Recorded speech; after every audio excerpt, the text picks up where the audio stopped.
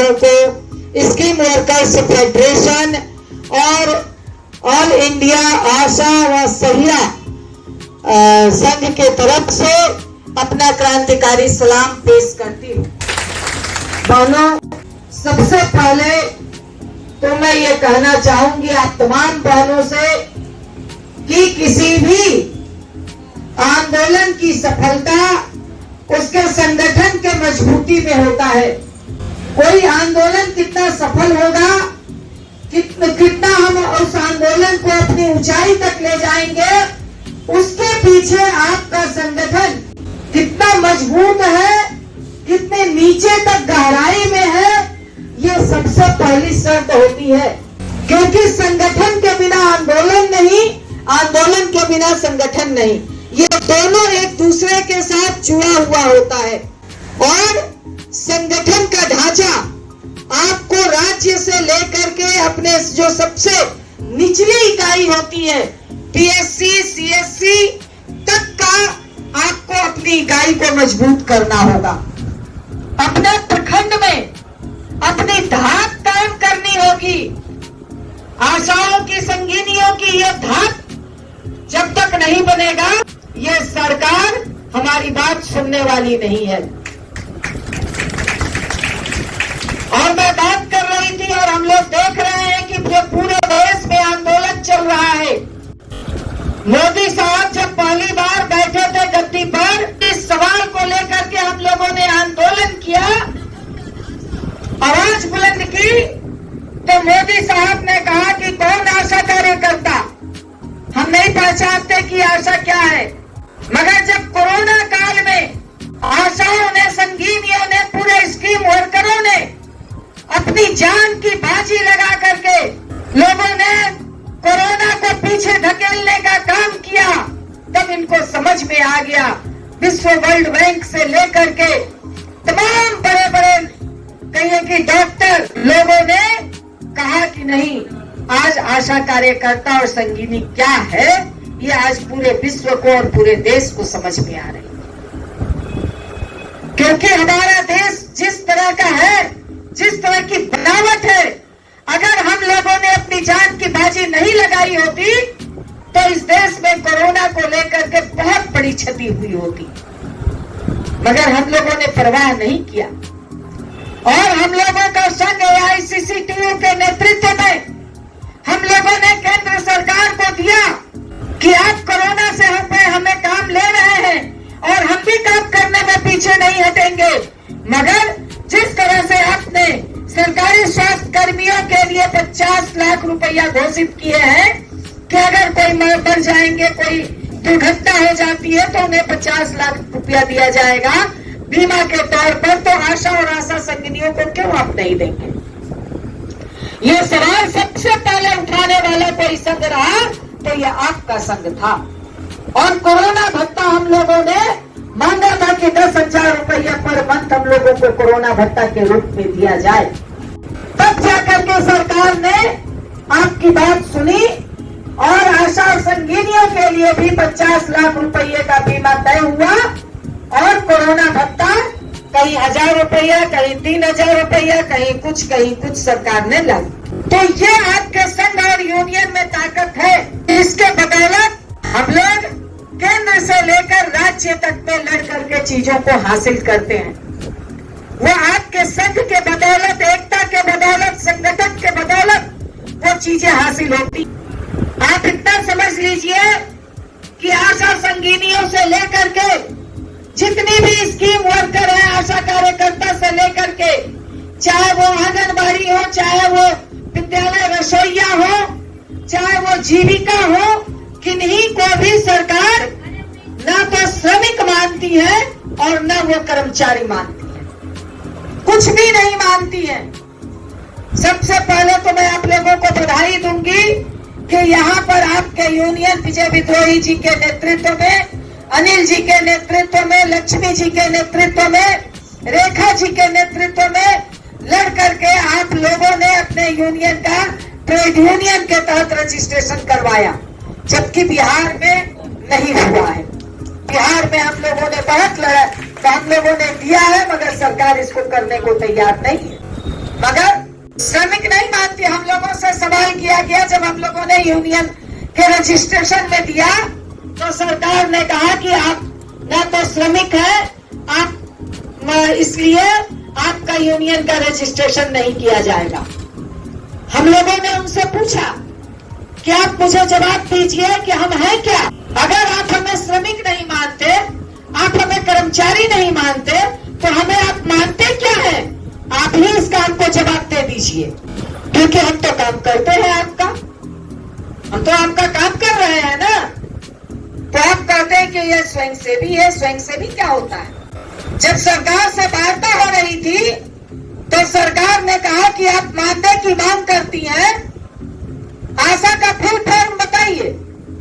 हमने कहा आप ही बता दीजिए आशा का फुल फॉर्म क्या है। तो उन्होंने कहा कि जब उन्होंने बताया और कहा कि आप स्वयंसेवी हैं, हम तो स्वयंसेवी हैं, क्योंकि कहा कि आप किस पर जब आशा जब बहाल होती है तो किस पर सिग्नेचर करती है।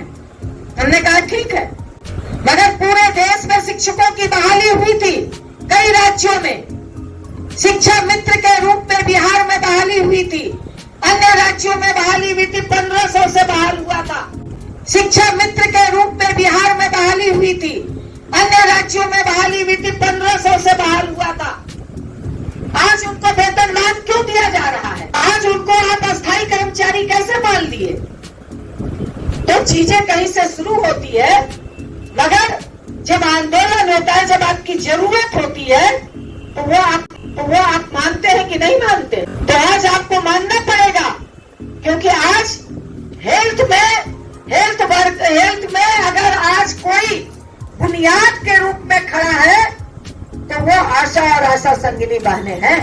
आपके मंत्री, विधायक, मुख्यमंत्री बड़ा गर्व से कहते हैं कि हमने अपने राज्य से पोलियो का उन्मूलन कर दिया, हम अपने यहाँ इतना 100% टीकाकरण करवा लिया। किसके बल पे करवाते हो? अस्पताल आपका चमक गया। अगर जब आशा और आशा संगिनी का जब बहाली नहीं हुई थी तो बिहार का या पूरे देश का सरकारी अस्पताल किस हाल में था? कुत्ता भी वहाँ, कुत्ता का जमाना लगा हुआ था, गाय भैंस का डेरा लगा हुआ था।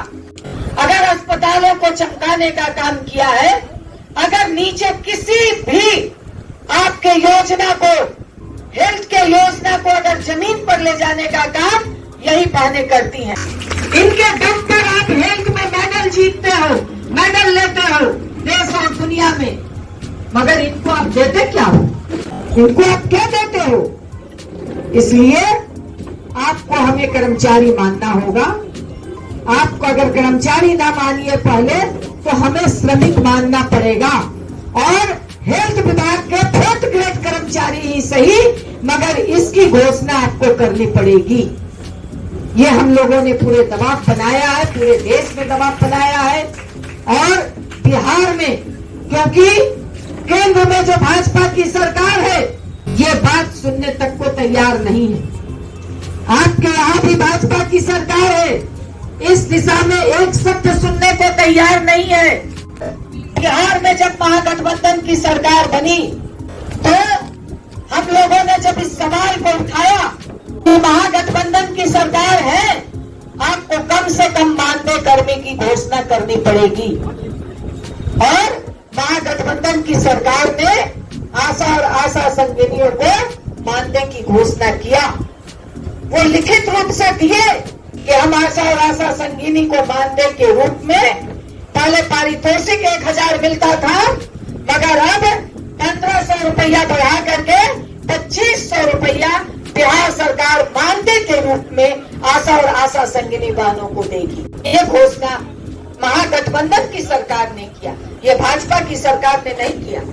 नीतीश सरकार जो भाजपा के साथ जाकर के आज गोद में बैठ गए हैं, इस घोषणा को लागू करने में आनाकानी कर रहे हैं। पूरे बिहार की आशा और आशा संगिनी बहनें तैयार हैं कि इसे आपको लागू करना पड़ेगा, क्योंकि भाजपा की सरकार नहीं चाहती ये जो स्कीम वर्कर है ये आगे बढ़े, इनका कुछ अस्थायी हो, नहीं तो केंद्र में सरकार है। बहुत बड़ी बड़ी बात करते हैं आप महिला सशक्तिकरण का, आप ये कहते हुए नहीं थकते क्योंकि शिवराज सिंह की सरकार ने मध्य प्रदेश में चुनाव का समय था तो घोषणा किया कि हम 6,000 रुपया देंगे, किया ना। छत्तीसगढ़ की सरकार ने घोषणा किया, हरियाणा की सरकार ने घोषणा किया, चुनाव का समय था। किसी भी सरकार में अभी तक 1 रुपया भी बढ़े हुए पैसे लागू नहीं हुए।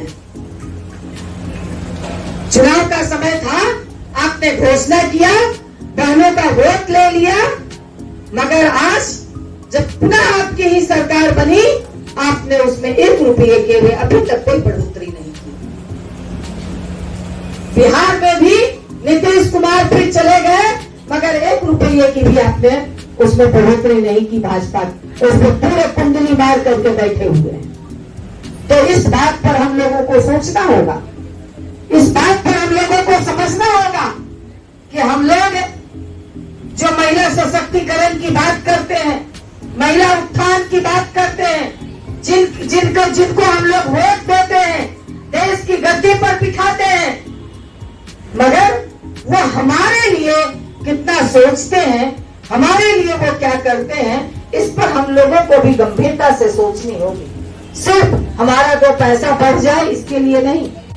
2 पैसा हमारा तभी बढ़ेगा जब हमारे फेवर की सरकार होगी, जो हमारे सवालों पर सोचने वाली सरकार होगी। नहीं तो बातें ये बड़ी बड़ी करते रह जाएंगे। यूपी ने इस बार दिखाया है अपनी ताकत, पूरे देश की हमारी बहनों ने ये ताकत दिखाया है, तभी जाकर के जो दम्भ भरते थे कि हम 400 के पार जाएंगे, आज वो बैसाखी पर खड़े। ये हमारी बहनों के बदौलत है, क्योंकि हमारी देश की बहनों ने लगातार तमाम राज्यों में आंदोलन का तांता खड़ा कर दिया था। और हमारे अंदर इतनी ताकत है क्योंकि हम गांव-गांव में जाकर के समझाते हैं, और यदि इस बात को हम समझाने का हम ठेका ले लेंगे कि अगर हमारा पेट नहीं भरेगा, अगर आप हमारे सवालों पर नहीं खड़े उतरिएगा, तो हम क्यों आपको गद्दी पर बिठाएंगे। आप देखिए, जो भाकपा माले के नेता बैठे हुए हैं, उस समय हमारे केंद्र में कोई एमपी नहीं हुआ करते थे। बिहार से इसमें स्कीम वर्कर बहनों की बहुत बड़ी भूमिका है। उन लोगों ने बीड़ा लिया कि नहीं, इस बार हम लोग बिहार से भाकपा माले के एमपी को जिता करके भेजेंगे, और हम लोगों ने, हमारे पार्टी ने 3 एमपी खड़ा किया और 3 में 2 एमपी को जिता करके भेजा। आशा कार्यकर्ताओं ने, आंगनबाड़ी ने, और वो गए तो आप देखिएगा कि जो राजा राम सिंह है कालाघाट से, उन्होंने आपके सवालों को संसद में उठाया और कहा कि जो आशा कार्यकर्ता कोरोना में इतनी मजबूती से काम की, आज उस आशा कार्यकर्ता के बच्चे भूखे सो रहे हैं, भरपेट भोजन नहीं मिल रहा है, अच्छे वो स्कूल में नहीं पढ़ पा रहे हैं। इस सवाल को आपके बिहार के भाकपा माले के एमपी ने बहुत मजबूती के साथ उठाया है, बाकी कोई एमपी ने नहीं उठाया, बल्कि बिहार के ही एमपी मजबूरन तौर पर पप्पू यादव ने भी इस बात को उठाया। तो ये आपको समझने की जरूरत है कि कौन पार्टी भी राजनीतिक तौर पर आपके सवालों के साथ मजबूती के साथ खड़ी है, कौन आपके साथ आपके सवालों को मजबूती से लड़ रही है, इस बात को आपको भी सोचना होगा। इसलिए बहनों, ये तमाम सवालों पर आज सोचते हुए हम लोग स्कीम वर्कर्स फेडरेशन बनाए हैं, और स्कीम वर्कर्स फेडरेशन पूरे देश में बहुत तेजी से आगे बढ़ रहा है। बिहार आपका कह लीजिए कि पूरी तरह से वहाँ बिहार राज्य आशा कार्यकर्ता संघ जो AICCTU के नेतृत्व में चलता है, 2-4 जिलों को मात्र हम लोग अगर छोड़ दें तो पूरे बिहार के 3800 जिला में कम से कम तो 30-31 जिला में आपका संगठन पूरी ताकत के साथ संगठनिक तौर पर बन गया है। और अभी हम लोगों ने सदस्यता अभियान चलाया है, मात्र 1 महीने में आपकी 5000 सदस्यता हम लोगों ने केंद्र में जमा की, और हम लोगों ने लक्ष्य लिया है आगे और सदस्य बनाने का। 50,000 सदस्य हम लोग बनाएंगे सिर्फ बिहार में। आपको पूरे देश में यहाँ भी आपको ये लक्ष्य लेना है कि यहाँ पर तो और बड़ी संख्या में है, तो कम से कम यहाँ भी आप निर्णय लीजिए, इस सम्मेलन से आप निर्णय लेंगे कि हम 50,000 यहाँ का सदस्य बनाएंगे, क्योंकि किसी भी यूनियन का बुनियादी मतलब जरूर ये चीज है कि सदस्य आपके कितने हैं। इसी के बल पे कोई सरकार डरती है।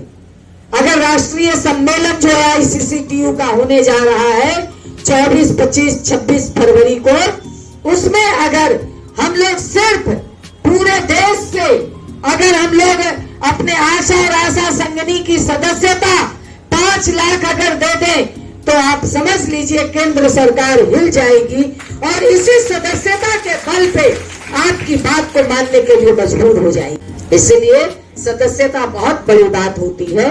इसलिए इस सदस्यता को धरना प्रदर्शन आंदोलन तो यूपी में भी लगातार चल रहे हैं और भी आगे होगा। हम लोग उसमें निर्णय लेंगे केंद्र में कि और हम लोग बड़े दिल्ली को भी हम लोग जाम करेंगे, तमाम स्कीम वर्कर्स मिल करके आशा संगिनियों के भी बल पे, तो ये आगे हम लोग निर्णय लेंगे।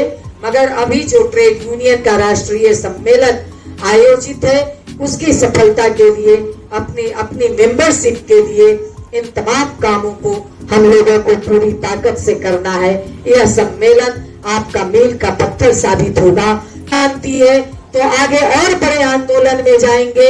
अपनी ताकत को हमें दिखाना है और इस सरकार को, क्योंकि एक एक वोट के जरिए जब हम और आप सरकार बना सकते हैं तो उसी वोट के जरिए ऐसी सरकार को हम जमीन पर ला करके पटक भी सकते हैं।